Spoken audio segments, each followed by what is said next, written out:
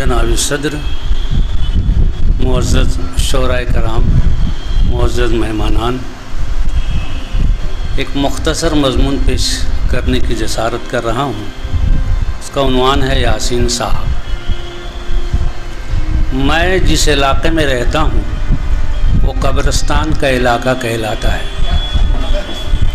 लेकिन आपको ये जानकर खुशी होगी कि शहर के बेशतर जिंदा दिल उसी इलाके में सरगर्म नज़र आते हैं।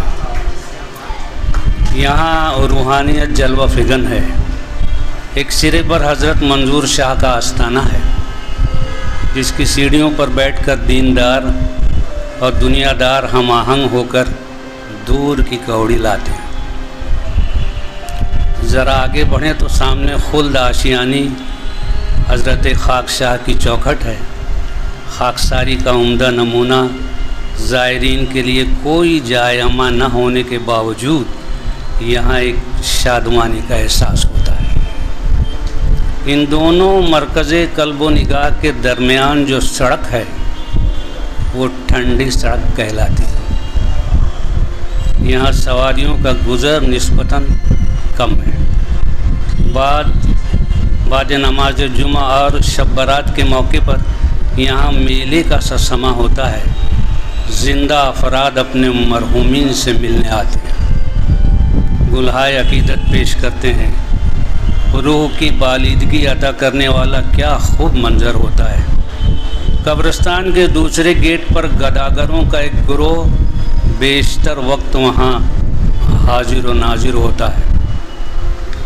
ये सब आने जाने वालों की खबर रखते हैं, दरियाफ़्त करने पर ख़बर देते भी हैं। ये सब आने जाने वालों की खबर रखते हैं, दरियाफ़्त करने पर ख़बर देते भी हैं। इसी ठंडी सड़क पर मेरा गरीब खाना है और इसी सड़क पर यासीन साहब की कोठी है।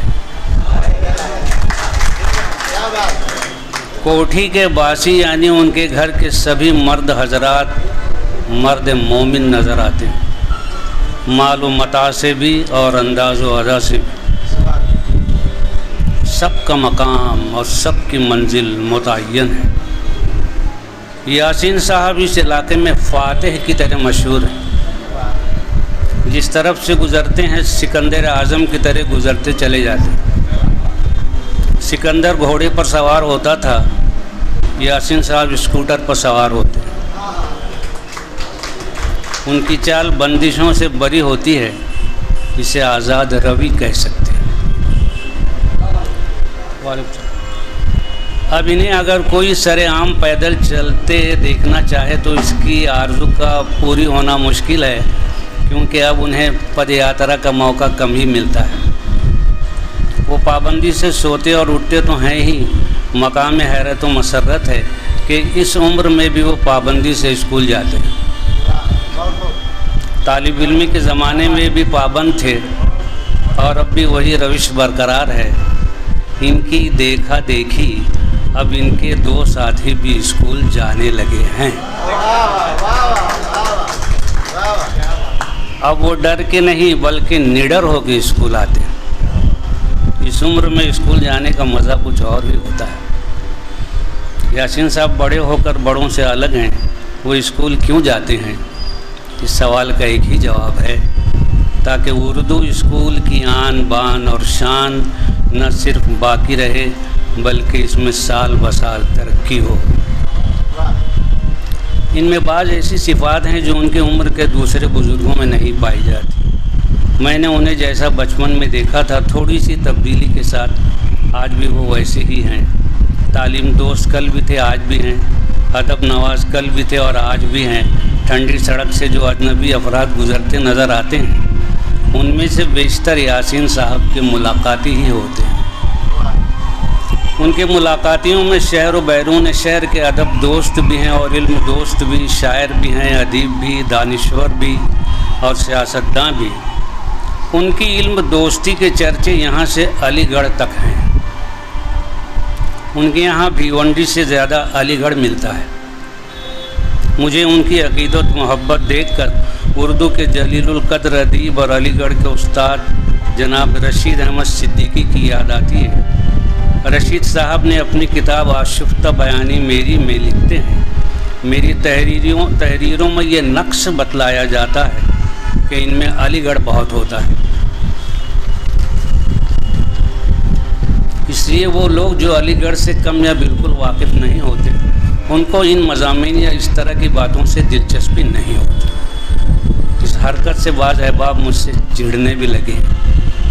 ان سب سے مجھے بھی ایک شکایت ہے، وہ یہ کہ وہ خود علی گڑھ سے کیوں واقف نہیں۔ اردو جاننا اور علی گڑھ سے واقف نہ ہونا بجائے خود کسی فطور کی علامت ہے۔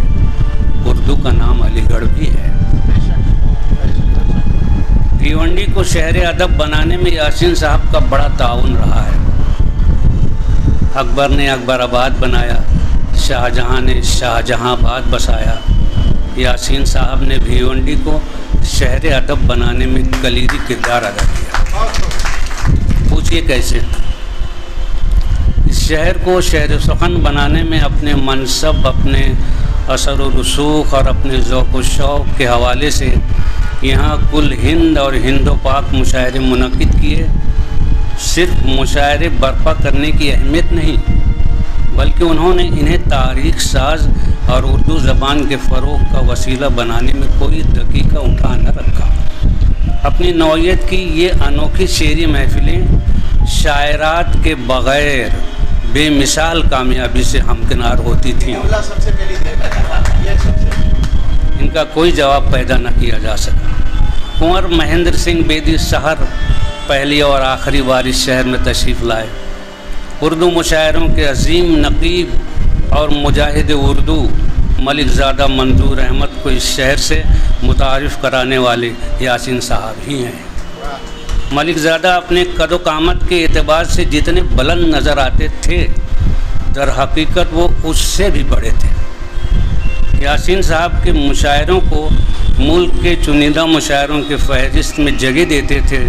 یہ واقعہ ہے کہ ملک زادہ کی شخصیت کا اس شہر سے تعلق شہر کی اردو تاریخ میں سنہرے حرفوں سے لکھے جانے کے لائق۔ میں خود کو خوش نصیب خیال کرتا ہوں کہ مجھے ڈاکٹر منظور صاحب کو قریب سے دیکھنے اور سننے کی سعادت بار بار ملی۔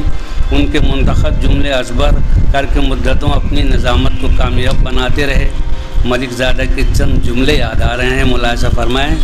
کہتے ہیں ملک صاحب کہتے تھے، مجھے جو بات کہنی ہوتی ہے براہ راست کہتا ہوں، زبان دیگراں سے شرح آرزو کرنے کا قائل نہیں۔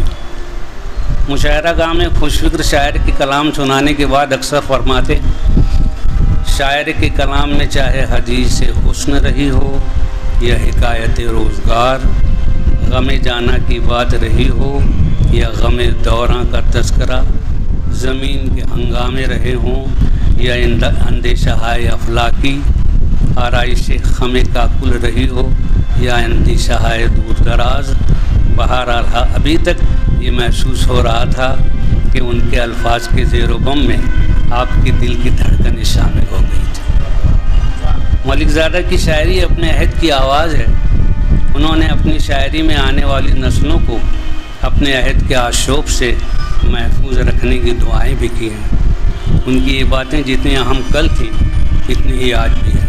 بقول شاعر، فصیل دار سروں کے چراغ رقص جنوں، شراب تشنہ لبی خار آبلا پائی، دریدہ پیرہنی چاک دامنی وحشت، سموم آتش گل برق آشیاں سیاد، روایتیں یہ میرے عہد کی امانت ہیں، علامتیں یہ میرے شعر کا مقدر ہے۔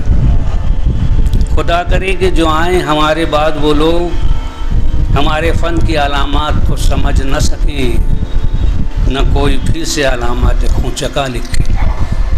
ملک زادہ مشاعرے سے ایک دو روز یہاں چلے آتے اور یاسین صاحب کے یہاں قیام فرماتے۔ دراصل اہل کمال کی پذیرائی یاسین صاحب کا شعار رہا ہے۔ آپ کا دولت کدہ در حقیقت علم و تہذیب کا مائکدہ ہے۔ آپ شہر کے معروف قانون داں ہیں۔ اردو ادب کے جانثاروں میں قانون داں حضرات جتنے بھی ہیں ان کا قد بہت بلند ہے۔ اردو کے اشعار حکومت کے ایوانوں کے ساتھ ساتھ عدالتوں میں بھی کبھی کبھار گونجا کرتے ہیں۔ سیاست دانوں سے زیادہ اردو کو قانون دانوں نے فائدہ پہنچایا ہے۔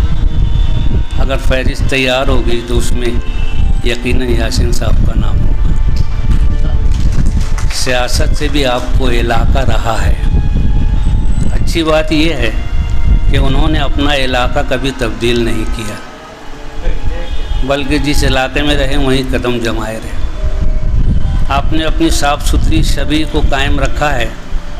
سیاستدانوں میں دن بدن اچھے مقرروں کا کال پڑتا جا رہا ہے۔